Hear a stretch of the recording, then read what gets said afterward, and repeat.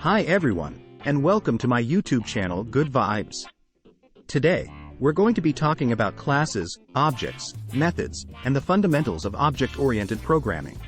Don't forget to give a thumbs up, share, subscribe, and press the bell icon for more helpful concepts.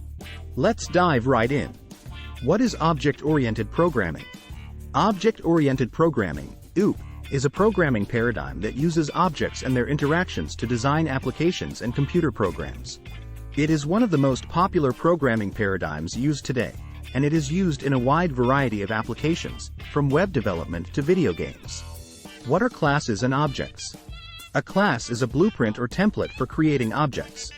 It defines the properties and behaviors that all objects of that class will have. An object is an instance of a class. It is a specific thing with its own unique properties and behaviors. For example, a class could be called dog. This class would define the properties and behaviors that all dogs have, such as name, breed, age, and the ability to bark. An object of the dog class could be a specific dog, such as your dog, Fido. Fido would have his own unique values for the name, breed, and age properties. He would also be able to use the bark method to bark. What are methods? Methods are functions that are associated with a class. They are used to perform actions on objects. For example, a dog class might have a bark method that is used to make the dog bark. To call a method on an object, you use the dot notation. For example, to make Fido bark, you would call the bark method on him like this. Fido, bark. Fundamentals of OOP. There are four main principles of OOP. 1. Abstraction. Abstraction is the process of hiding the internal details of an object and only exposing the information that is necessary to use the object.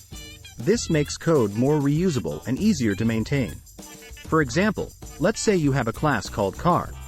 The car class might have internal properties such as engine type, fuel level, and speed. However, you don't need to know these details to drive the car. All you need to know is how to start the car, accelerate, brake, and turn. Abstraction allows you to focus on the high-level functionality of an object without having to worry about the low-level implementation details. This makes code more reusable and easier to maintain. For example, if you need to write code to drive a car, you can use a generic car class. You don't need to know the specific type of car, such as a Toyota Camry or a Honda Civic. You can simply call the drive method on the car object. This makes code more reusable because you can use the same car class to drive any type of car. It also makes code easier to maintain because you don't need to change your code if you switch to a different type of car. 2.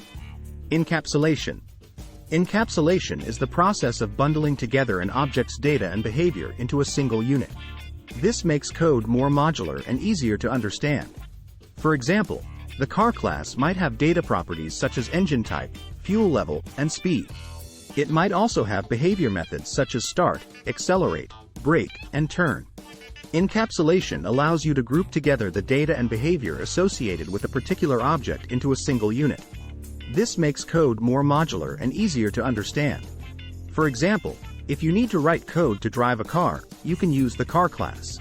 You don't need to worry about the specific implementation of the car class. All you need to know is how to use the methods of the car class.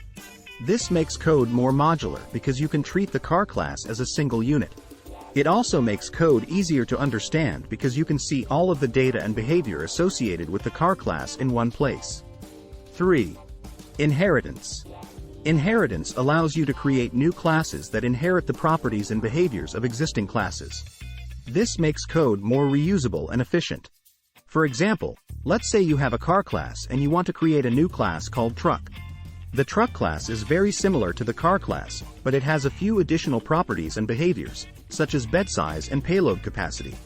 You can use inheritance to create the truck class without having to rewrite all of the code from the car class. You can simply inherit the properties and behaviors from the car class and then add the additional properties and behaviors that are specific to trucks.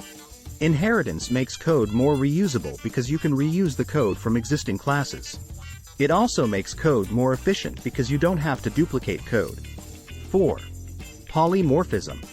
Polymorphism allows you to write code that can work with different types of objects without having to know the specific type of object at compile time. This makes code more flexible and reusable. For example, Let's say you have a car class and a truck class. You want to write a method called drive that can work with both cars and trucks. You can use polymorphism to write a single drive method that can work with both cars and trucks. You don't need to know the specific type of object at compile time. When you call the drive method, the compiler will automatically call the correct method based on the type of object that is passed to the method. Polymorphism makes code more flexible because you can write code that can work with different types of objects. It also makes code more reusable because you can reuse the same code to work with different types of objects. Benefits of OOP. Object-oriented programming, OOP, has a number of benefits, including modularity. OOP allows you to break down your code into small, reusable modules. This makes code easier to understand and maintain. Reusability. OOP allows you to reuse code from existing classes. This makes code more efficient and saves you time. This makes code easier to change and update. Maintainability. OOP makes code easier to maintain because it is modular, reusable, and flexible. Conclusion. Object-oriented programming is a powerful programming paradigm that can be used to create complex and reusable code. In this video, we have covered the basics of classes, objects, methods, and the 4 main principles of OOP. Don't forget to give a thumbs up, share, subscribe, and press the bell icon for more helpful concepts.